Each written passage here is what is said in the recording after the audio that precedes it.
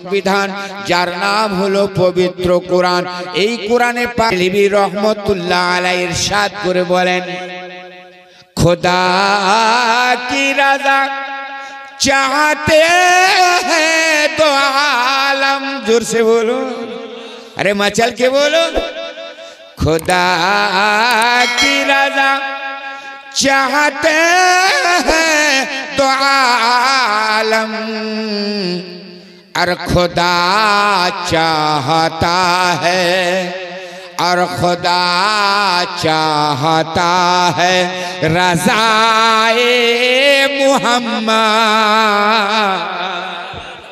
সমগ্র পৃথিবী আল্লাহর সন্তুষ্টি চায়, কিন্তু স্বয়ং আল্লাহ আমার মুস্তাফার সন্তুষ্টি চাই। জোরে বলো সুবহানাল্লাহ। শুধু তাই নাই মুসলমান, তাই আমি বলতে চলেছি বাবা, আমরা ইবাদত বন্দেগী করি, হামদ ও সানা করি,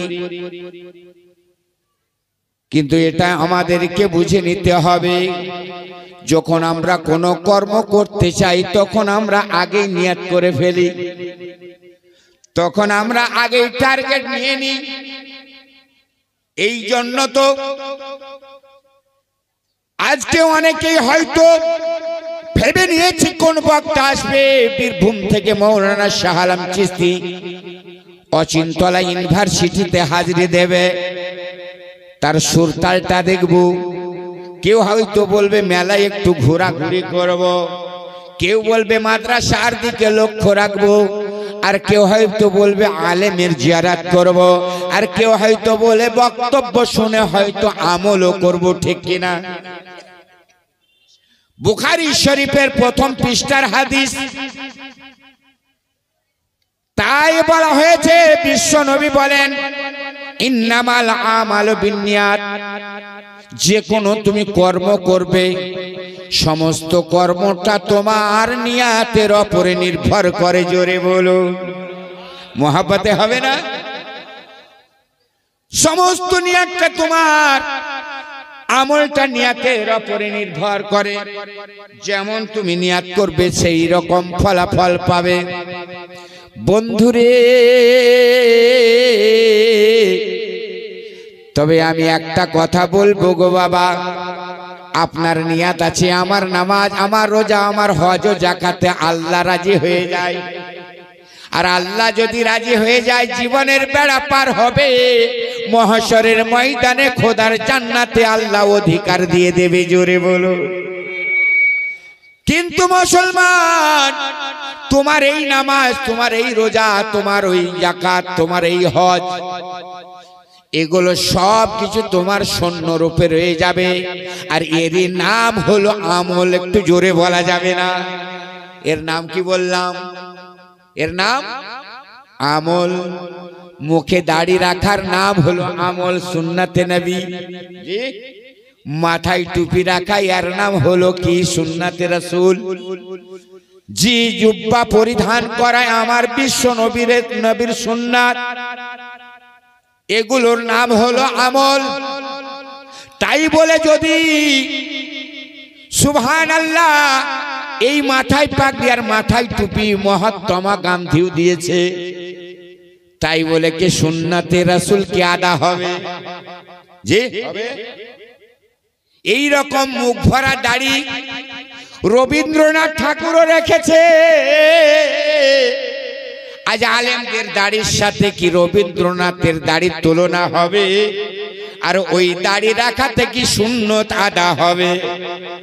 তাহলে বোঝা গেল শুধু তাই নয়, এই সামনে রোজার মাস আসবে, হয়তো অনেকেই সোশ্যাল মিডিয়াতে ফেসবুকে দেখেছে মমতা দিদি ঘুমটা টেনে মুসলমানদের কাতারের মধ্যে রমজান মাসের উপবাস থেকে হয়তো ইফতারও করবে।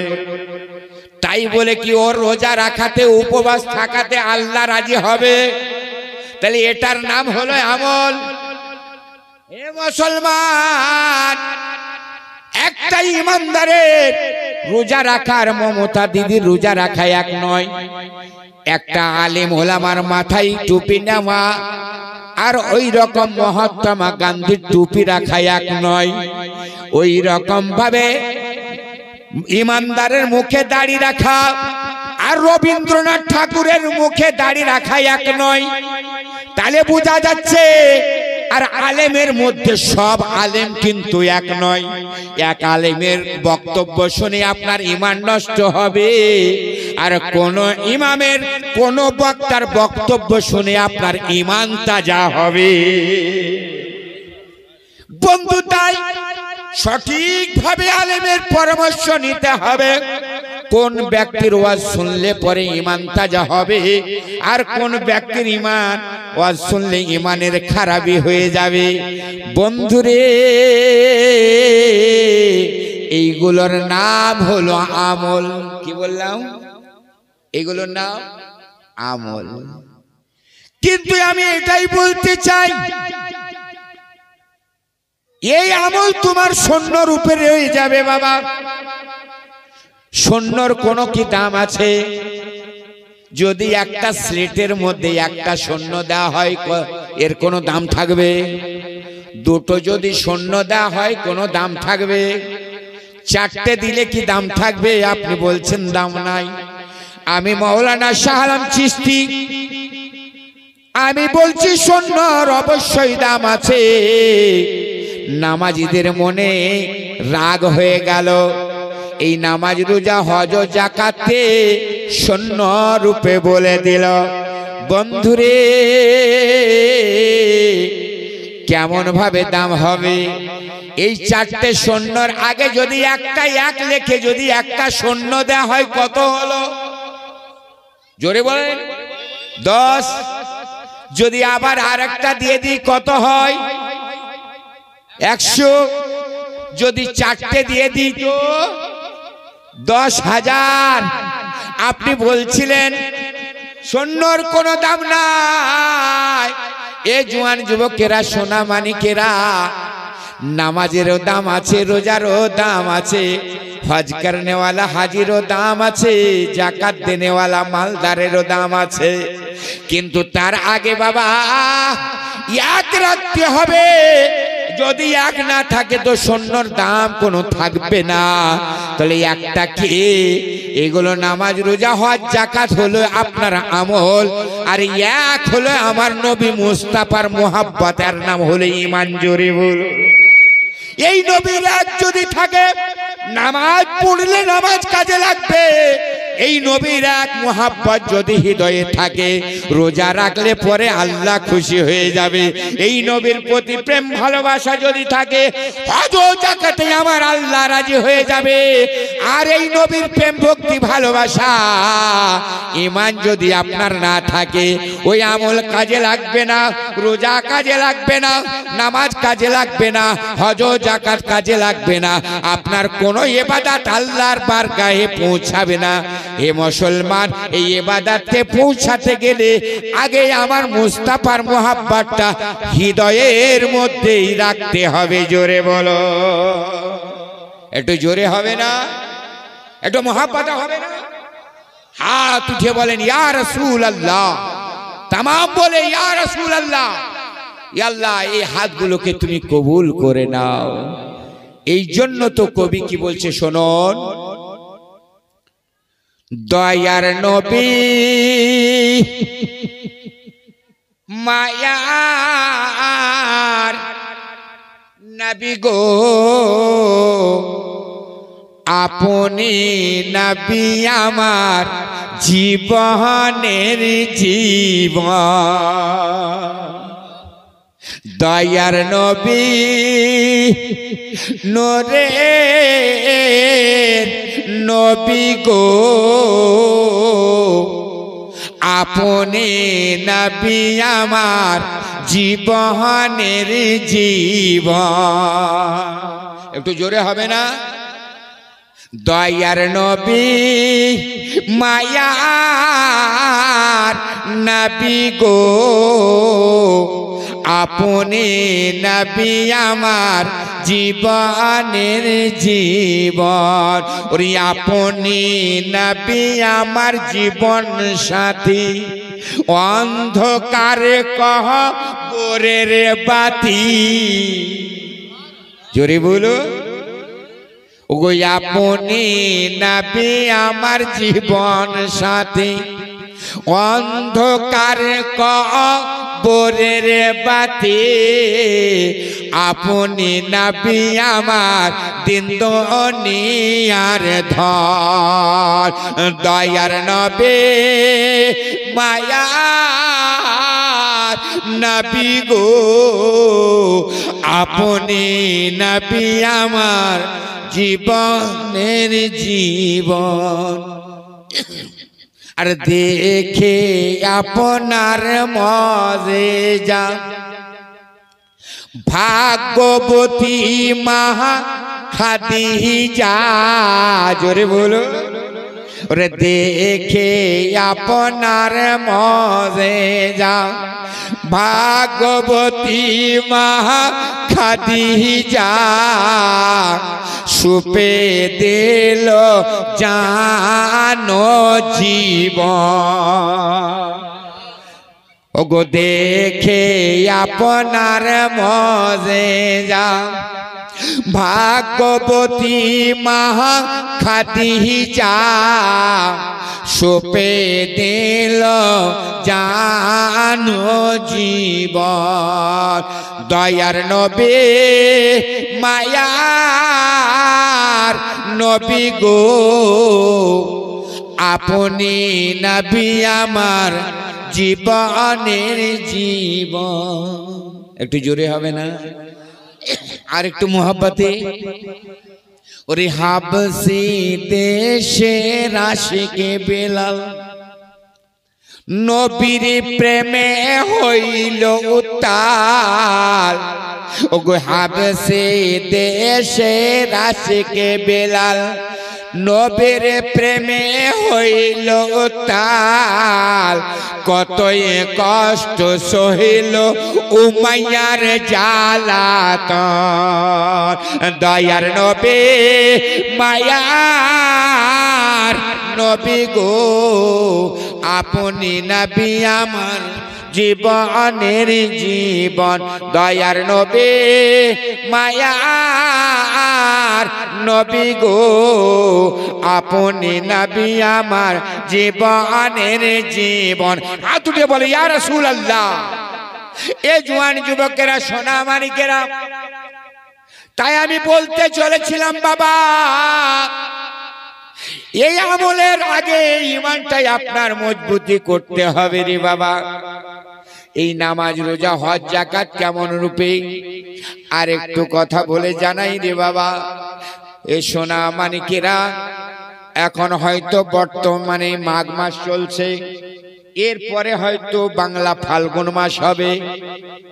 তাই পদ্মর মধ্যে মহাজ্ঞানী গুণীরা লিখেছিল কি, ফাল্গুনে বিকশিত কাঞ্চন ফুল, ডালে ডালে পঞ্জিত আম্র মুকুল, চঞ্চল মৌমাছি গঞ্জরি গায়, বেনবনে মর্মরে দক্ষিণ বাই।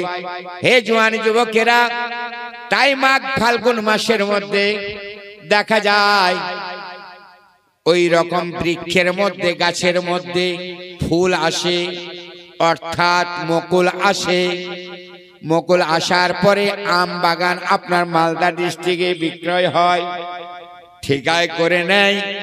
এক সময় মুকুল দেখে দাম হয়, আবার একবার আম দেখে দাম হয়ে যায়। কিন্তু আমি বলতে চাই রে ভাই, আগে ফুল তারপরে ফল, ঠিক কিনা? হ্যাঁ, এই ফুল, ফুলের পরে ফল। আমি একটা কথা বলে জানাই, এই আম গাছে, জাম গাছে, কাঁঠাল গাছে আপনার ফুল এসেছে, যদি ফুলটাকে ভেঙে দেওয়া হয়, আপনি এক কথায় বলেন ওই গাছটা মারা যাবে না বেঁচে থাকবে? বেঁচে থাকবে। যদি সুবহানাল্লাহ আম ধরে গেছে, আমটাকে যদি পেড়ে নেওয়া হয় তো গাছটা মারা যাবে না বেঁচে থাকবে? আরে জোরে বলেন। বেঁচে থাকবে। একটা গাছের যদি একটা টেহনি ডালকে কেটে নেওয়া হয়, বলেন ঠিক করে ভাই, গাছটা মারা যাবে না বেঁচে থাকবে? বেঁচে থাকবে। কিন্তু এই জওয়ান যুবকেরা, সোনা মানিকেরা, আমি এক কথাই বলবো বাবা, ওই বৃক্ষের মধ্যে ফুল ধরে গেছে, ফলও ধরে গেল, গাছের শাখা প্রশাখা ডাল টেহনিও লেগে আছে, কিন্তু গাছের যদি শেকড় জড়টাকে কেটে দেয়া হয়, বলেন তো গাছটা মারা যাবে না বেঁচে থাকবে? মারা যাবে। হে জওয়ান যুবকেরা, একটু বুঝার চেষ্টা করে নাও। নামাজ পড়েছো, রোজা রেখেছো, হজ যাকাত দিয়ে দিয়েছো, ওই মাথা মোটা মৌলবীর মতো যদি নবীকে নিজের মতো ভাবো, তোমার সব কিছু বেকার হয়ে যাবে। নামাজ কবুল হবে না, রোজা কবুল হবে না, হজ যাকাত কবুল হবে না। বাইতুল্লাহ কাবা ঘরে চৌখাটে যদি মাথাটাকে ঠুকে ঠুকে কালো কয়লার মতো বানিয়ে দাও, ওই ইবাদতে আমার আল্লাহ রাজি হবে না। কারণ বলা হয়েছে, নো আদার হেও, কয়লাকে যেমন দুধে ডুবালে আর ময়লা যায় না, শুধু সেজদা রুকু নামাজ রোজা করলে পরে আল্লাহ রাজি হয় না। জোরে বলো সুবহানাল্লাহ। এই নামাজ রোজা হজ যাকাতকে কাজে লাগাতে গেলে আগেই বলেছি বাবা, এই রকম ফল ফুল আপনার বেঁচে থাকবে জড় শিকড়ের ওপরে। তাহলে সমস্ত ইবাদত বন্দেগিটা এগুলো হলো আপনার আমল, আর বিশ্ব নবীর মুহাব্বতটা হলো শেকড় রূপে আপনার ঈমান। জোরে বলো সুবহানাল্লাহ। তাই জওয়ান যুবকেরা, শোনা মানিকেরা, তাই আপনারা অবগত আছেন গো বাবা। ওই রকম ভাবে নবীর আশিকার প্রেমিক, নবী ভক্ত, নবীর দিওয়ানা, যিনি কোনদিন নবীকে চোখে দেখে নাই, যিনি কোনদিন নবীর সহবতে বসা নাই, যিনি এত দরিদ্র কাঙ্গাল ছিল রে বাবা, এই রকম ভাবে ওই হাবশী দেশের বেলালকে উমাইয়া যখন খরিদ করে নিয়েছিল, উমাইয়া খরিদ করে নেওয়ার পরে বাড়ির মধ্যে নিয়ে আসার পর ওই বেলালকে কাজকর্মের মধ্যে নিয়ে যেত করে দিল। বন্ধুরে, ওই হাবশী দেশের বেলাল আশিক ও প্রেমিক, নবীর গোলাম। কেমন নবীর গোলাম ছিল, কেমন নবীর প্রেমিক ছিল রে বাবা। ওই সময় দেখা যায় হঠাৎ করে হাবশী দেশের বেলালের কানের মধ্যে একটা অমীয় বাণী, একটা মধুর বাণী বেলালের কানে পৌঁছে গেল, যে বাণীতে হযরতে বেলাল দিওয়ানা হয়ে গেল, আশিক হয়ে গেল, প্রেমিক হয়ে গেল। ওই বাণীটা হৃদয়ে গেঁথে নিয়ে সদা সর্বদা সেই বাণীটা গুনগুন করে পড়তেছিল। একটু জোরে বলুন। উমাইয়া দেখে কি এমন ব্যাপার, আমার হাবশী দেশের বেলাল কাজকর্ম করে, খেতে বসতে বসতে, চলতে ফিরতে, উঠতে বসতে, শুতে জাগতে সদা সর্বদাই শুধু গুনগুন গুনগুন করে কি বলতে আছে। উমাইয়া হঠাৎ করে হাবশী দেশের বেলালের কাছে এলো, আসার পরে বলে, বেলাল কি এমন ব্যাপার রে বেলাল, কাজও করছো, কর্ম করছো, ডিউটি পালন করছো, কিন্তু আমি দেখতে পাচ্ছি তোমার কোনো সময় জবানটা বন্ধ থাকে না, কোনো সময় তুমি গুনগুন গুনগুন জিনিসটা ছাড়ো না। কি এমন সদা সর্বদাই চলতে ফিরতে উঠতে বসতে কি এমন গুনগুন করো রে বেলাল? সঙ্গে সঙ্গে বলে, এমন একটা জিনিস, এমন একটা অমীয় বাণী, যে বাণীতে বেলালকে পাগল বানিয়ে দিয়েছে, যে বাণীতে বেলালকে দেওয়ানা সাজিয়ে দিয়েছে, সেই বেলাল, ওই বাণীটার মর্ম একমাত্র বেলালই জানে। সঙ্গে সঙ্গে উমাইয়া বলতেছে, বেলাল কি এমন জিনিস রে বেলাল, কি এমন বাক্য আর কি এমন বাণী, একবার কি জানা যাবে না? তুমি কি বলবে না? সঙ্গে সঙ্গে নবীর আশিক ও প্রেমিক বলে, ওগো উমাইয়া, সেটা অন্য কারো বাক্য নয়, অন্য কারো বাণী নয়, এটা হলো আমার বিশ্ব নবী মায়ার নবীর মুখের বাণী। জোরে বলো সুবহানাল্লাহ। এটা হলো কালেমার বাণী, যে বাণীটাই আমি হৃদয়ে গেঁথে নিয়েছি, যে বাণীটাই আমি জপতে শুরু করে দিয়েছি, এই বাণী ছাড়া আমি আর থাকতে পারি না। উমাইয়া বলে, ও বেলাল রে, এটা তো তোমার জানা আছে, বোঝা আছে, তুমি আমার খরিদ্দার গোলাম ছিলে, তুমি আমার খরিদ্দার গোলাম, আমার কথা মোতাবেক চলতে হবে, উঠতে হবে, বসতে হবে। তবে বেলাল শোনে না, ও বেলাল শোনে নাও, শোনে নাও, একটু এক কথা বলতে চাই। বেলাল রে, ওই বাণীটা ছেড়ে দাও, কারণ মোহাম্মদ বিন আব্দুল্লাহর বাণীটা তোমাকে ছাড়তে হবে। এই কালেমার বাণী তোমার মুখের মধ্যে উচ্চারণ আমি শুনতে চাই না, আর তোমাকে গুনগুন করতে হবে না। এই রকম ভাবে হযরতে বেলাল তখন বলতে আছে, উমাইয়া গো, আমাকে কোন জিনিস ছাড়তে বলেছো? শুনে নাও, শুনে নাও, আমি দুনিয়া ছাড়তে পারি, কিন্তু নবীর বাণী ছাড়তে পারবো না। জোরে বলো সুবহানাল্লাহ। হযরতে উমাইয়া হযরতে বেলাল বলে, ওই রকম ভাবে আমি দুনিয়া ছেড়ে দিতে পারবো, কিন্তু আমি ওই বাণীটা ছাড়তে পারি না। উমাইয়া তখন রাগান্বিত হলো, বলে, বেলাল, এটা কি ভেবে নিয়েছো তোমার ওপরে কেমন কার পূজারি হতে পারে, তোমার ওপরে কেমন শক্তি হতে পারে, তোমার ওপরে কেমন জুলুম হতে পারে রে বেলাল? বলে, হা হা, হয়তো ডিউটির মধ্যে বাড়িয়ে দেবে, হয়তো কর্মের মধ্যে বাড়িয়ে দেবে, ঘুমের মধ্যে হয়তো কমতি করে দেবে, আহারের মধ্যে হয়তো কমতি করে দেবে, সব কিছু মেনে নেব, কিন্তু নবীর নাম ছাড়তে পারবো না। জোরে বলো সুবহানাল্লাহ। উমাইয়া তখন বলে, বেলাল, না না, তোমার ডিউটির মধ্যে কমতি হবে না, তোমার ঘুমের মধ্যে কমতি হবে না, আহারের মধ্যে কমতি হবে না রে বেলাল। সব চাইতে এমনকি গ্রীষ্মকালে পুকুর রোদে তাপে যেমন মরুভূমির বালিগুলো গরম হয়ে যায়, যে বালির মধ্যে মা বোনেরা ফ্যাক্টরির মধ্যে চাল দিয়ে মুড়ি তৈরি করে থাকে, ওই রকম ভাবে মরুভূমির গরম বালিতে তোমাকে শুয়ে দেওয়া হবে, হাত পা খানা বেঁধে দিয়ে। এখনো যদি ভালো চাও, সেই রকম শাস্তি থেকে যদি তুমি দূরে থাকতে চাও, তাহলে নবীর বাণীটা দূর এমনকি ছেড়ে দাও। বেলাল বলে, উমাইয়া,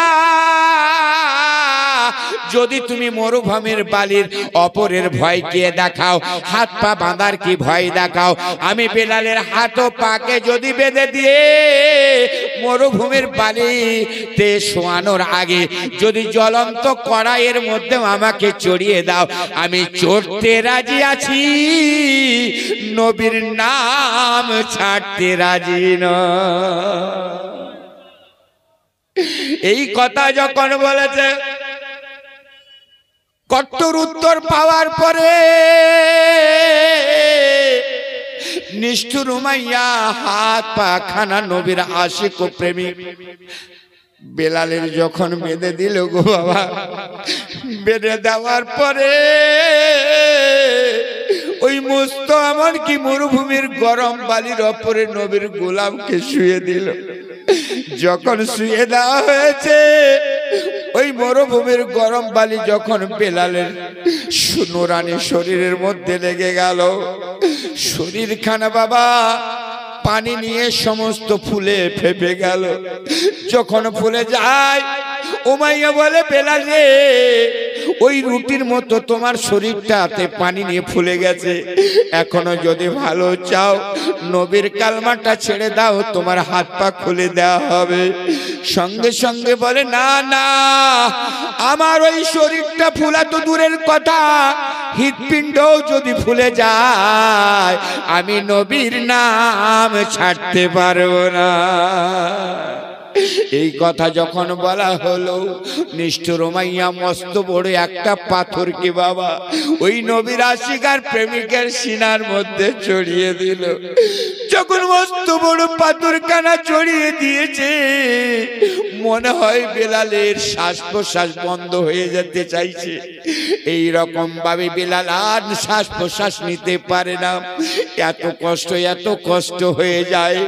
বলে, সেই রকম ভাবে আবার চাবুক মারতে শুরু করে দিল, কোড়া মারতে শুরু করে দিল। বলে, বেলাল রে, এখনো যদি ভালো চাও নবীর ওই রকম ভাবে অমীয় বাণীটা তুমি ছেড়ে দাও, নবীর মহাব্বতটাকে দূর করে দাও। বেলাল বলে বে উমাইয়া, নবীর নাম নিতে গিয়ে গো হাত পা বেঁধে দিয়েছো, নবীর নাম নিতে গো ওই রকম মরুভূমির গরম বাড়িতে শুয়ে দিয়েছো, নবীর নাম গাঁথাতে গো তুমি আমার সিনার ওপরে পাথর চড়িয়ে চাবুক মেরেছো। উমাইয়া শোনে দে, ও উমাইয়া শোনে নাও, শোনে নাও। এই রকম ভাবে আমি বেলালের ওপরে মস্ত বড় পাথরখানা দেওয়া তো দূরের কথা, যদি ওই রকম পাহাড়খানা উঠিয়ে আমি বেলালের সিনাতে দিয়ে দাও আমি নিতে রাজি আছি রে, নবীর নাম ছাড়তে রাজি না। এই রকম নবীর আশিকার প্রেমিক বেলালের চোখ থেকে বাবা টপ টপ করে অশ্রু ঝরে যায়। সেই বেলালের সিনা থেকে আবার পাথরখানা নামা হয়, চাবুক মেরা হলো, খাল কেটে গেল, উটের ওপর বেলালকে আবার পেছনে বাঁধা হলো। উটকে কোড়া মেরে চাবুক মেরে সারা ময়দানের মধ্যে ওই নবীর আশিককে ঘোরানো হয়েছিল। যত নিয়ে যায় ক্ষত বিক্ষত শরীরের রক্তগুলো মরুভূমির বালিগুলো কিন্তু লাল হয়ে যায়। এত জ্বলন তবু নবীর আশিকার প্রেমিক কোন মতেই নবীর নাম ছাড়ে না। সেই বেলালকে উটের পেছন থেকে খুলে নেওয়ার পরে বলে, বেলাল এত কষ্ট দিলাম, এত আঘাত দিলাম, এত জ্বালা যন্ত্রণা পৌঁছালাম, এখনো তুমি নবীর কালেমা ছাড়লে না। নবীর আশিককে প্রেমিককে একটা পাহাড়ের ওপরে নিয়ে গেল। নিষ্ঠুর উমাইয়া নিয়ে যাওয়ার পরে বলে, ও বেলাল একবার নিচের দিকে দৃষ্টি দাও, তাকিয়ে দেখো রে এই পাহাড় থেকে নিচুটা কত গর্ত, এই পাহাড় থেকে তোমায় ফেলে দেয়া হবে, এই রকম পাথরের ওপরে তুমি ধাক্কা খাবে, আর ধাক্কা খেতে খেতে ডানের হাড্ডি তোমার হয়তো বামে যাবে, বামের হাড্ডি ধাক্কা লেগে ডানে হবে, তোমার শরীরের মধ্যে কত ক্ষত বিক্ষত হয়ে যাবে। বেলাল রে এখনো যদি ভালো চাও নবীর কালেমাটা ছেড়ে দাও, নবীর প্রেম ভালোবাসা ছেড়ে দাও, নচেত তোমাকে পাহাড় থেকে ফেলে দেওয়া হবে। নবীর আশিকার প্রেমিক ওই বেলাল বলে, উমাইয়া শুনে নাও, শুনে নাও, আমাকে পাহাড় থেকে নিচের কি ভয় দেখাও, নিচের কি খব দেখাও, আজকে পাহাড়ে নিয়ে এসেছো।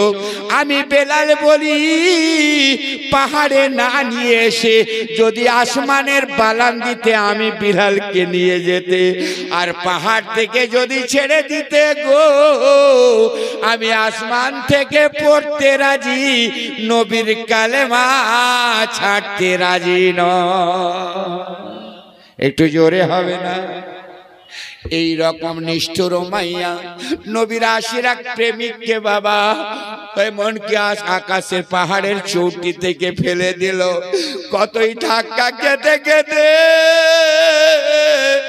নবীর আশিক বেহুশ হয়ে জমিনে পড়ে গেল গো। উমাইয়া ভেবে নাই, ভেবে নাই এবার হয়তো বেলাল আর দুনিয়াতে বেঁচে নাই, এমনকি দুনিয়া থেকে বেলাল বিদায় হয়ে গেছে। উমাইয়া পাহাড় থেকে নেমে আসার পরে আশিকের এমনকি নবী প্রেমিক নবীর গোলামের পাশে দেখলো ওই রকম খরিদ্দার বেলাল বেঁচে আছে না জেগে আছে, দেখছে তো বেহুশ হয়ে পড়ে আছে। কিছুক্ষণের পরে ওই বেলাল যখন চোখ দুটো খুলে দিল, হোটের মধ্যে হোঁশে ফিরে এলো, সঙ্গে সঙ্গে জবানের মধ্যে আল্লাহর নবীর কালেমার বাণী জপতেছিল। উমাইয়া থেকে বড় অবাক হয়ে যায়, বলি এত শাস্তি দিলাম, এত কষ্ট দিলাম, তবু নবীর প্রেম ভালোবাসা থেকে দূর করতে পারলাম না, তার হৃদয় থেকে কালেমার বাণীটাকেও সরাতে পারলাম না। বন্ধুরে, হঠাৎ করে দেখা যায় উমাইয়া করলো কি, আগুনের আঙ্গারকে নিয়ে নিচ্ছে। নিয়ে নেওয়ার পরে বলে, বেলাল দেখছো কি আগুনের আঙ্গার? এই আগুনের আঙ্গার কেন নিয়ে এসেছি? তুমি যে মোহাব্বতে চেয়ে প্রেমে ভালোবাসা নিয়ে দুই হাতটা নড়িয়ে নড়িয়ে তুমি কলেমা জপো, নবীর নাম জপতে আছো, কিন্তু এই রকম ভাবে যখন তোমার দুই আগুনের আঙ্গারে তোমার নিচের হোঁট অপরকার হোঁটটা জ্বলে যাবে, জিভা যখন জ্বলে যাবে, কেমন ভাবে তুমি উচ্চারণ করবে, কেমন ভাবে নবীর নাম জপবে রে বেলাল? এই আগুনের আঙ্গার তোমার মুখের মধ্যে দিয়ে দেওয়া হবে। সঙ্গে সঙ্গে বেলাল বলেছিল, এই আগুনের আঙ্গারে সে আমার হোঁট পুড়াতে পারে, জিভা পুড়াতে পারে, লোট হোঁট পুড়াতে পারে রে উমাইয়া, কিন্তু আমার নবীর প্রেম ভালোবাসা মোহাব্বতটা হৃদয় থেকে পোড়াবার তোমার ক্ষমতা নাই। জোরে বলো সুবহানাল্লাহ। এই মতো অবস্থায় নিষ্ঠুর উমাইয়া আগুনের আঙ্গারকে নিয়ে নিল আর বেলালের জুবানের মধ্যে দিয়ে দিল। আশিকার প্রেমিক হাবশি দেশের বেলাল নবীর গোলামের অপরার নিচে কার হোঁটটা বাবা জ্বলে গেল। ক্ষত বিক্ষত শরীর নিয়েছে আর নিচে কার হোঁট অপর কার হোঁটটাও জ্বলে গেছে। বলে, ও উমাইয়া বলে, বেলাল রে, এবার কেমন ভাবে তুমি জপবে? হোঁট জ্বলে গেল, জিভা জ্বলে গেল, তবু হযরতে বেলাল নবীর কালেমা ছাড়লো না। না ছাড়ার পরে বেলাল তখন বলতে লাগে, উমাইয়া রে শুনে নাও, আমাকে মরুভূমির মধ্যে কষ্ট দিতে পারো, সিনার মধ্যে তুমি মস্ত বড় পাথরও দিতে পারো, চাবুকের আঘাতে তুমি আমাকে মারতে পারো রে, উটের পেছনে বেঁধে দিয়ে সারা ময়দানটা ঘুরাতে পারো, পাহাড়ের ওপর থেকে তুমি আমায় ফেলে দিতে পারো, আগুনের আঙ্গার নিয়ে আমার জিভা পুড়াতে পারো, কিন্তু আমার ঈমান পুড়াবার তোমার ক্ষমতা নাই। আর আমি বিলাল কোনো ভয় পাই না। তখন এই বিলালের অবস্থা দেখে বন্ধুরে আমার কবি কি বলছে শুনুন। আসো যতই তুফান, আমি তো ভয় করি না। জোরে হবে না? একবার মোহাব্বতে হবে না? আসো যতই তুফান, আমি তো ভয় করি না।